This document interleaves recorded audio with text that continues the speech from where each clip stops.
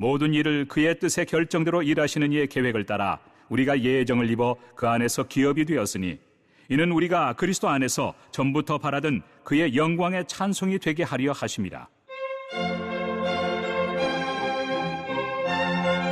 그 안에서 너희도 진리의 말씀 곧 너희의 구원의 복음을 듣고 그 안에서 또한 믿어 약속의 성령으로 인치심을 받았으니 이는 우리 기업의 보증이 되사 그 얻으신 것을 속량하시고 그의 영광을 찬송하게 하려 하심이라.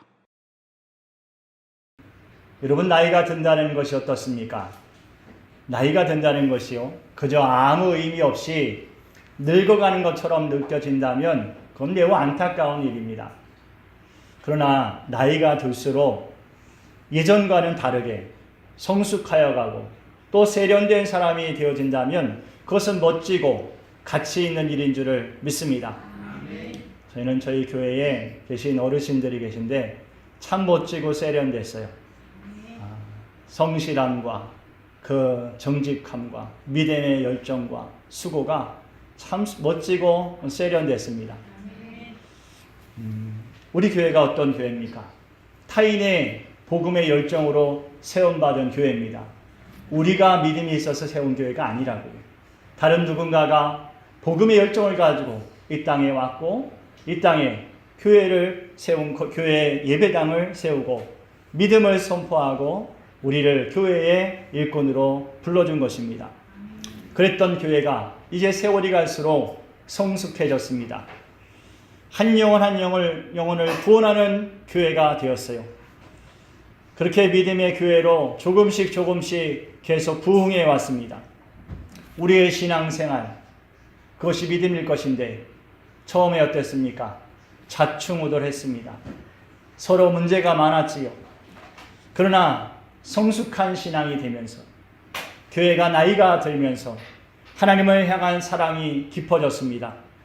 자기의 것을 아끼지 않고 헌신하며 희생하고 하나님께 영광이 되고자 힘쓰고 노력했습니다. 교회가 나이가 든다는 것은요, 이처럼 하나님께서 보실 때 기뻐하시고 멋지고 가치 있는 일인 줄을 믿습니다. 교회가 나이만 먹고 성숙하지 못하다면 그건 참으로 안타까운 일이지요. 하나님의 사랑도 식어버릴 것입니다. 하나님께서 능력을 주셨음에도 그 능력을 사용하지 못하고 오히려 세상 속에서 지탄의 대상이 되는 교회, 그런 교회가 될 수밖에 없을 것입니다. 마지막 시대의 교회들, 그 교회들 중에서는 예수님께서 책망하시는 교회들이 있어요. 뜨겁지 않고 미지근하다는 것이지요. 우리의 신앙이 성숙한 신앙이고 세련된 신앙이 되었을 때에 우리는 라오디게아 교회 같지 아니하고 오히려 끝까지 주님 앞에 쓰임받는 거룩한 교회로 세움받아야 할 줄 믿습니다. 사도 바울이 고린도후서 4장 16절에 이렇게 고백합니다. 다 같이 시작. 그러므로 우리가 낙심하지 아니하노니 우리의 겉사람은 낡아지나 우리의 속사람은 날로 새로워지도다. 여러분, 이것이 믿음의 사람입니다. 겉사람은 낡아지나 속사람은 날마다 새로워지는 것이죠. 세월이 가면 갈수록 새로워지는 것입니다. 그것이 주님께서 세우신 교회입니다. 그 사람이 믿음의 사람인 줄을 믿습니다. 옛사람의 모습은 점점 사라져가고 나이가 들지라도 그 안에 새 사람의 모습이 강건하게 세움받는 것이지요. 하나님의 계획은요, 우리가 오래돼서 낡아지는 것이 하나님의 계획이 아닙니다. 날마다 새로워지고 성숙하여지고 세련된 믿음의 사람이 되는 것, 그것이 하나님의 계획이에요. 처음에는 여러분, 우리의 신앙이 어때요? 잘 모릅니다. 미숙하지요. 아직 익숙치도 않고 잘 모르는 게 너무나 많습니다. 그래서 믿음도 흔들리고 또 신앙에 문제도 생기고 또 삶의 환경 가운데 혼란스러운 일이 많아집니다. 그러나 여러분, 성숙한 신앙은요, 이 모든 가운데서도 서로를 돌아볼 줄 알고 이제는 하나님이 쓰실 만한 믿음의 사람으로 더 큰 사명을 감당해 갈 수 있게 되는 줄을 믿습니다. 세련됐다라는 의미를 세상 사람들은 화장을 짙게 하고 옷을 맵신하게 입고 이런 걸 세련됐다고 해요. 그러나 여러분, 세련됐다는 원래 의미는 그렇지 않습니다. 세련됐다는 것은 잘 다듬어져서 어색하거나 서투른 것이 없다는 거예요. 우리의 믿음이 세련됐다는 것은요, 믿음이 서투른 것이 아니에요. 어색한 것이 아닙니다. 믿음의 사람으로 살고 믿음의 사람의 마음을 가지고 그렇게 생각하며 그렇게 하나님께 영광을 돌리는 사람, 그 사람의 믿음이 세련된 사람입니다. 누구보다도 믿음이 세련된 사람은 권사님들이 아닐까 싶습니다. 모두가 합력하여 선을 이루기 위해 모든 것을 기름칠하듯이 부드럽게 만들어요. 어색함이 없이 합력하여 선을 이루어가는 것입니다. 누가 말하지 않아도 이제 먼저 그 일을 행하게 되죠. 교회가 성숙하지 못하고 또 어렸을 때는 목사가 다 해요. 복음의 열정을 가진 소수의 사람들이 합니다. 처음부터 끝까지 어린아이 밥 먹이고 뒤치다거리 하듯이 다 합니다. 그러나 교회가 성숙하고 세련되지면요, 이제 성도들이 알아서 합니다. 교회가 물 흘러가듯이 흘러가는 것이죠. 쿵쾅쿵쾅 거리지 않아요. 우리 동로제일교회 34년이 되었어요.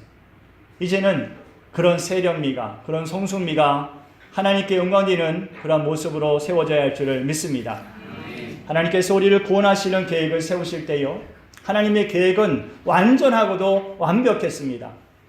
사람의 계획은 어떻습니까? 한치 앞을 알지 못합니다. 그러나 하나님의 계획은 그렇지 않아요. 여러분, 우리가 농부 아닙니까? 농부가 밭에 씨앗을 뿌립니다. 그리고 농부가 아는 것은 이거 하나예요. 콩 심으면 돼?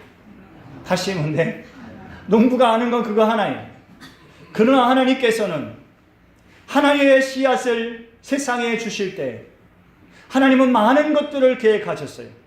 이것이 어떻게 심기어질 것이고, 어떻게 싹이 날 것이고, 어떤 모양으로 자랄 것이고, 어떤 열매를 맺을 것이고, 또 어떻게 더 많은 열매들을 맺어갈 수 있을 것인지, 하나님은 그 작은 씨앗 하나에도 많은 계획들을 가지셨어요. 하나님이 우리 안에도 씨앗을 하나씩 주셨습니다. 믿음의 씨앗이에요. 다 같이 믿음의 씨앗. 믿음의 씨앗. 하나님 우리의 마음속에 우리가 태어날 때부터 믿음의 씨앗을 넣어주셨어요. 아직 하나님을 알지 못할 때 그 씨앗은 아무것도 아닙니다. 그냥 씨앗 그대로 하나 있지요. 그러나 하나님의 은혜가 임하고 이제 하나님을 찾게 되고 하나님을 만나게 되고 하나님을 알게 되고 하나님을 경험하고 믿고 따르고 순종할 때 이 그 믿음의 씨앗은 싹이 나고 자라나게 되는 줄을 믿습니다. 하나님이 우리에게 믿음의 씨앗을 자라나게 하기 위해서 우리에게 생명을 주셨어요. 여러분, 콩 하나가 그냥 가만히 있을 때 그것이 생명력이 있습니까? 그것은 아무것도 아니에요. 돌멩이 같은 거예요. 그러나 그 안에 생명력이 꿈틀거리는 순간 그 작은 콩 하나는 더 많은 열매를 맺는 역사를 이루게 되는 줄을 믿습니다. 우리 안에 믿음의 씨앗을 자라게 하시는 생명력을 하나님이 허락해 주셨어요. 그 생명력은 예수 그리스도십니다.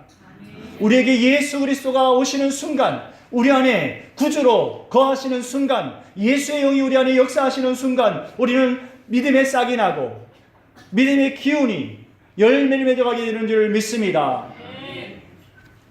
우리 안에 죽음 같은 영혼이 있었어요. 그 영혼은 아무 소망이 없었어요.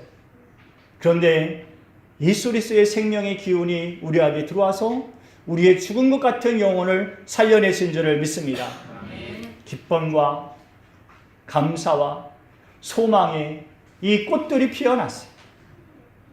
우리가 예수 그리스도의 은혜로 구원받고 그 기쁨이 얼마나 충만합니까? 기쁨이 있어요. 소망이 있어요. 감사가 있어요. 믿음의 꽃인 거예요. 여러분, 감사 있습니까? 감사가 없는 신앙이라면 꽃이 피지 않는 것이, 감사로 꽃을 피우십시오. 그러면 그 감사는 갑절의 열매를 맺는 그 역사를 이루게 되는 줄 믿습니다. 열매는 곧 또한 씨앗이 되는 줄을 믿습니다. 하나님께서 우리에게 믿음의 씨앗을 주시고 이것이 자라났을 때 열매를 맺지만 이 열매는 또 다시 또 다른 믿음의 씨앗이 되어 뿌려지게 되는 줄을 믿습니다. 세상 많은 사람들에게 믿음의 씨앗으로 뿌려지게 되지요. 그리고 하나님께서는 다시 그 믿음의 씨앗을 마음에 가진 사람들에게 예수 그리스도를 주시고 그들의 예수 그리스도의 생명력을 얻게 하시고 그들도 다시 열매 맺는 거룩한 성도로 하나님의 거룩한 자녀로 자라나게 하시는 줄 믿습니다. 고린도후서 9장 10절 말씀에 이런 말씀이 있어요. 다 같이 시작. 심는 자에게 씨와 먹을 양식을 주시는 이가 너희 심을 것을 주사 풍성하게 하시고 너의 의의 열매를 더하게 하시리니. 심는 자에게 씨와 먹을 것을 주시고 너희 심을 것을 또한 주셔서 더 풍성하게 하시고 의의 열매를 맺게 하신다는 거예요. 여러분, 우리는 우리 안에 예수 그리스도의 생명력을 가졌습니다. 그래서 우리는 이제 믿음의 씨앗으로 뿌려져야 합니다. 나 홀로 잘 먹고 잘 사는 그런 생각, 그것은 세상으로부터 얻은 것이요 옛사람이 가졌던 생각입니다. 그 안에는 예수님도 없고요 생명력도 없습니다. 그러나 예수 그리스도의 생명력을 얻은 사람은 이제 더 많은 열매를 맺어가는 삶을 살게 되는 줄 믿습니다. 예수님께서 요한복음 10장 24절 말씀에 말씀하셨어요. 다 같이 시작. 한 알의 밀이 땅에 떨어져 죽지 아니하면 한 알 그대로 있고 죽으면 많은 열매를 맺느니라. 믿음의 사람은 믿음의 씨앗이 되어서요 이제 땅에 뿌려지고 더 많은 열매를 맺기 위하여 어떻게 되어야 돼요? 죽어져야 합니다. 희생하고 헌신되어야 합니다. 그런데 많은 사람들이요 자기를 사랑한다 그랬어요. 자기를 사랑해. 주를 위해서 죽는 삶을 선택하지 않는다는 거예요. 세상의 것을 더 많이 누리고 싶어하고 세상의 것을 더 많이 사랑하고 싶어하고 그래서 더 세상의 것을 더 많이 소유하고 싶어하죠. 주를 위해서 희생하고 포기하는 삶이 무의미하게 여겨집니다. 그러나 여러분, 생명 되신 예수님은 다르게 말씀하셨어요. 누가복음 9장 24절 말씀이에요. 시작.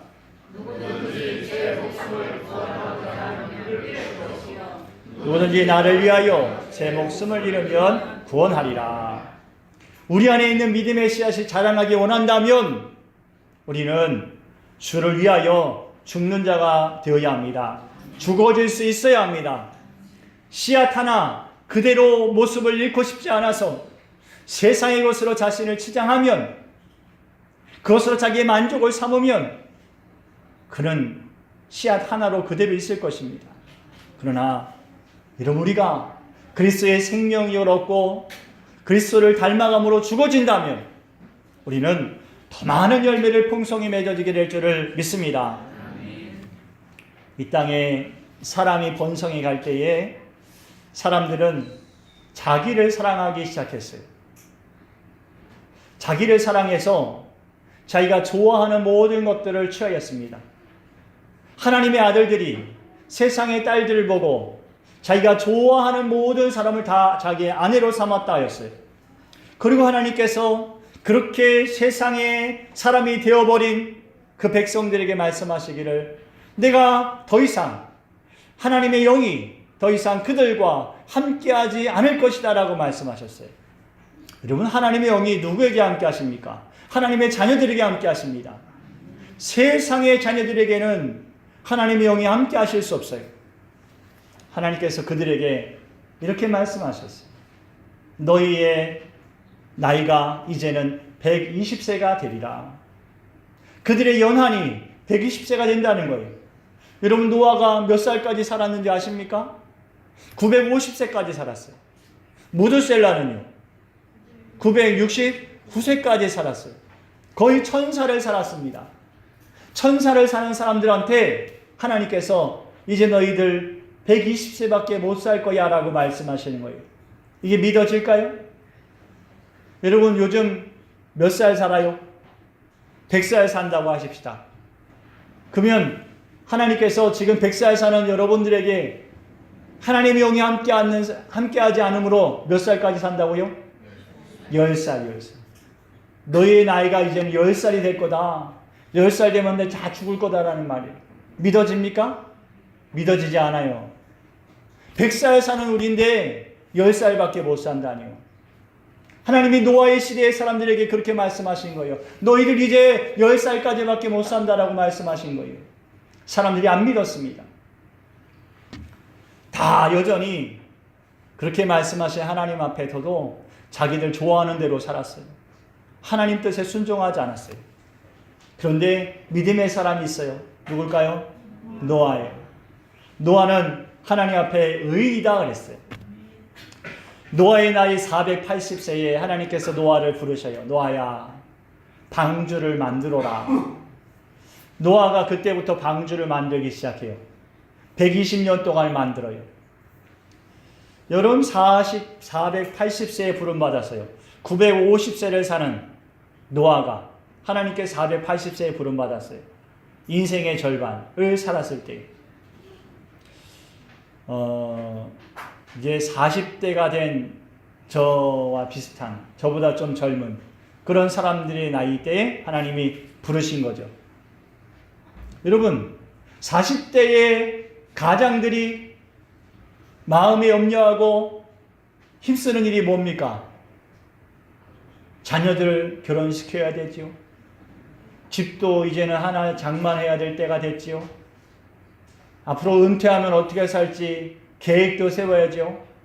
자기 스스로도 할 일이 많은 때예요. 그런데 하나님께서 그때에 노아를 부르셨어요. 그리고 방주를 만들라는 거예요. 조그마한 고깃배를 만들라는 것이 아니라 길이는 135m요. 넓이는 22.5m요. 높이는 13.5m짜리 커다란 방주를 만들라는 거예요. 몇 년이 걸렸다고요? 120년이 걸렸어요. 아니 지금 40대 젊은 나이에 할 일도 많은데, 해야 될 일도 많은데 그 젊은 나이에 다른 거 다 뒤로 팽개치고 방주 만들면서 살라는 거예요. 노아가 만듭니까? 안 만듭니까? 만듭니다. 자기의 청춘을 다 바쳐요. 자기 인생에 꽃을 피워야 될 나이에, 그 열매를 거둬서 추수해야 될 나이에 하나님께서 주신 말씀에 순종해서 자기의 인생을 맡겨요.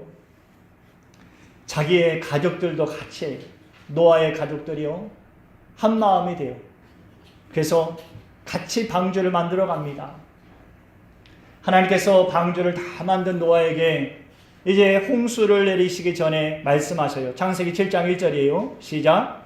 여호와께서 노아에게 이르시되 노아의 온 집은 방주로 들어가라. 이 세대에서 네가 내 앞에서 의로움을 내가 보았음이니라. 하나님, 이 노아의 가족들은요, 하나님 앞에서 의로운 사람들인 거예요. 그 시대를 따르지 아니하고 하나님이 주시는 말씀을 마음에 새기고 순종하여 자기의 삶을 희생하고 헌신하며 주님의 일을 이루어가는 사람, 그 사람 하나님께서 반드시 구원하여 주시는 줄을 믿습니다. 오늘날 여러분, 세상 사람들이 어떻습니까? 하나님의 말씀을 듣습니까? 듣지 않아요. 마지막 때가 올 것이라 듣지 않아요. 하나님 나라가 임할 것이다 듣지 않아요. 그리스도께서 메시아가 되셔서 다시 오실 것이다 듣지 않습니다. 여전히 죄악 가운데 세상을 즐거워하며 살아갑니다. 노아의 때와 다르지 않습니다. 그러면 여러분, 누가 구원받습니까? 노아와 같은 사람입니다. 우리의 중요한 인생의 시기, 우리에게 주어진 물질을, 그것을 가지고 하나님께 희생하며 헌신하며 주의 뜻을 따르며 주님께 순종하는 삶을 살기 힘쓰는 거룩한 백성들, 그들이 구원에 이르는 줄을 믿습니다. 여러분, 구원이 우리의 힘으로 되는 것입니까? 조금도 우리의 힘으로 이룰 수 없습니다. 오직 하나님의 역사와 은혜 아래 우리가 구원을 입게 되는 줄 믿습니다. 하나님의 아들들이 세상의 딸들을 아내로 삼아갈 때에 하나님께서 말씀하셨어요. 하나님의 영이 영원히 그들과 함께 머물 수 없을 것이다 말씀하셨어요. 하나님의 영이 없으면 하나님께 순종할 수 없습니다. 하나님의 뜻을 알 수도 없어요. 하나님의 영이 도와주셔야 합니다. 그리고 하나님께서는 우리에게 예수 그리스도를 보내주셨지요. 우리에게 믿음의 씨앗에 생명력을 넣어주셨지요. 그리고 우리에게 성령을 부어주셨어요. 우리 안에 계신 예수의 영이 성령님입니다. 우리의 마음과 생각을 살피시고 우리를 도와주기를 원하셔요. 우리의 마음이 강팍할 때 우리의 마음을 녹여주시고 우리의 마음에 깨닫지 못할 때 우리의 마음에 지혜를 더해주셔요. 성령님 행하십니다. 성령님께서 우리 안에 거하심으로 하나님의 약속을 듣게 하시고 믿게 하시고 순종하게 하시는 줄을 믿습니다. 성령님이 임하여 새 사람 된 사람은 성령의 인도하심을 따라가는 줄 믿습니다. 오늘 본문 말씀에 이렇게 말씀하셨어요. 성령은 우리 기업의 보증이 되신다 하셨어요. 본문 13절과 14절 말씀입니다. 시작. 그 안에서 너희도 진리의 말씀 곧 너희의 구원의 복음을 듣고 그 안에서 또한 믿어 약속의 성령으로 인치심을 받았으니 이는 우리 기업의 보증이 되사 그 얻으신 것을 성령하시고 그 영광을 찬송하게 하려 하십니다. 아마 말씀이 한 번에 잘 이해되지 않을 거예요. 그러나 요약함이 이렇습니다. 믿는 자는 성령의 인치심을 받았어요. 성령이 우리에게 인을 쳐주셔서 하나님의 것 삼아주셨습니다. 그리고 우리 안에 계신 성령이 무엇이 되어? 기업의 보증이 되어주셔요. 무슨 말씀일까요? 기업의 보증이 되어주신다니요. 우리의 구원의 보증이 되어주시는 겁니다. 우리가 하나님의 나라의 백성 되었음에 보증이 되어주시는 거예요. 성령님이 계신 사람, 그 마음과 생각을 성령님이 감동하시는 사람, 그래서 그 뜻을 따라 순종하며 믿음의 길을 가는 사람, 그 사람은 이미 보증을 받은 사람이에요. 마귀가 자꾸 놀리죠. 자꾸 흔들어 놓습니다. 조롱합니다. 너가 그런 믿음 가지고 구원받을 것 같냐? 너가 그렇게 노력해도 너가 짓는 죄가 많어. 너는 구원 못 받아. 마귀가 자꾸 우리를 흔들어 놉니다. 그러나 우리 안에 누가 계셔요? 성령님이 계셔요. 성령님이 구원의 보증이 되어 주십니다.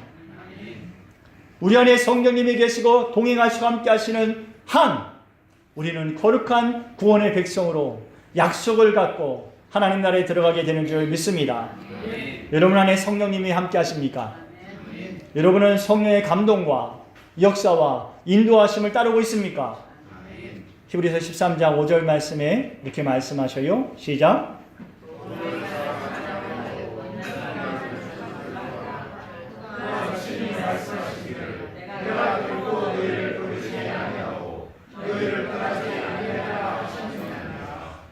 돈을 사랑하지 말라는 말씀 먼저 하셨어요.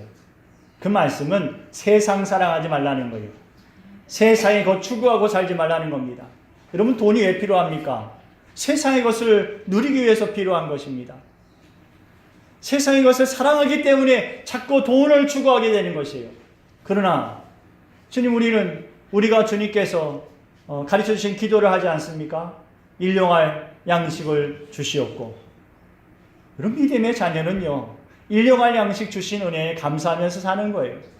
무엇을 더 먹을까? 무엇을 마실까? 무엇으로 나를 배부르게 할까? 무엇으로 나를 만족할까? 그런 염려가 아니라 하나님 주신 것에 만족하며 살아야 될 줄을 믿습니다. 그런 마음을 누가 주신다고요? 성령님이 주십니다. 마음에 계신 성령의 인도하심을 따라 우리는 주님께 감사하며 만족하는 삶을 살 수 있어요. 주님께서 그렇게 성령의 인도하심을 따라가는 거룩한 백성에게 말씀하셨어요. 내가 결코 너희를 버리지 아니하며 너희를 떠나지 아니하리라. 따라하십시오. 내가 결코 너희를 버리지 아니하고 너희를 떠나지 아니하리라. 어떻게요? 성령이 우리 안에 거하심으로.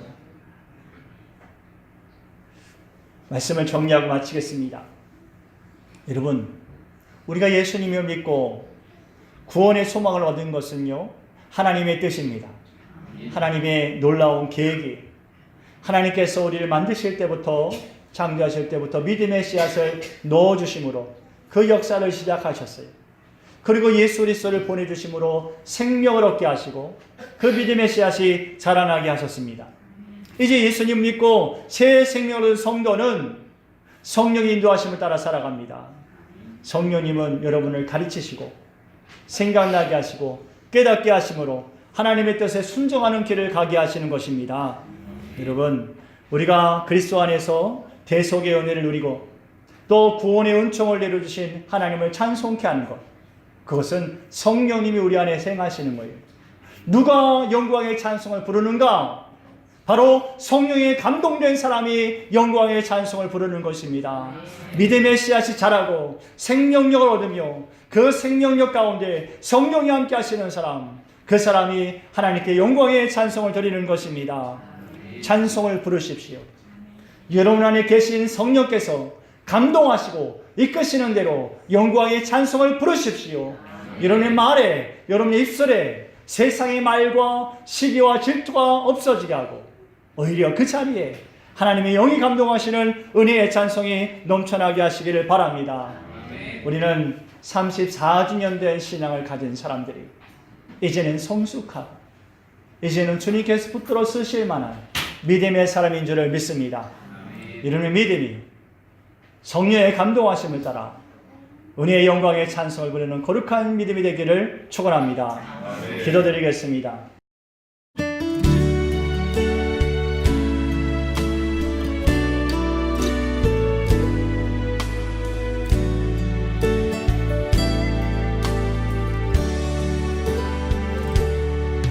나의 피난처 예수 의지해요. 나의 피난처 예수 의지해요. 나의 가는 길에 거센 바람 몰아쳐와도